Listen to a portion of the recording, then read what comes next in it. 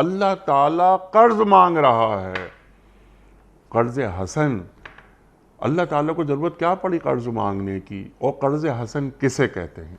قرآن کریم کی جو ابتدا ہوتی ہے اس ابتدا کے اندر اللہ رب العزت نے قرآن کریم کو جن کے لیے خوف خدا، خشیت خداوندی اور جن کے لیے اللہ رب العزت نے ہدایت کی کتاب قرار دیا، مسلمانوں کی جو بالکل ابتدائی صفات بیان فرمائیں، اگر آپ غور فرمائیں تو اس میں الذین یؤمنون بالغیب وَيُقِيمُونَ الصَّلَاةَ وَمِمَّا رَزَقْنَاهُمْ يُنْفِقُونَ، وہ لوگ کہ جو غیب پر ایمان لاتے، اللہ، رسول، قبر، جنت، جہنم، جزا، یوم جزا، حساب و کتاب، یہ سب غیبوبات میں سے ہے، اس سب کا تعلق پردہ غیب سے ہے۔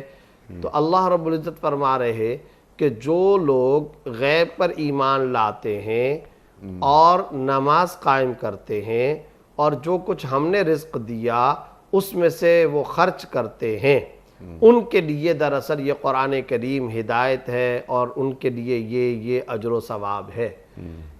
ان صفات ثلاثہ، ان بنیادی تین صفات سے جو بات سمجھ میں آتی ہے وہ یہ کہ ایمان کے ساتھ بڑی بڑی جو اہم ترین مطلوبہ ٹاپ آف دا لسٹ صفات ہیں جو اللہ کو مطلوب ہیں، جو مقصود ہیں، وہ کیا ہے؟ اللہ پر، رسالت پر، انبیاء، فرشتوں پر، یوم آخرت، یوم جزا و حساب و کتاب، جنت و جہنم پر ایمان لانا۔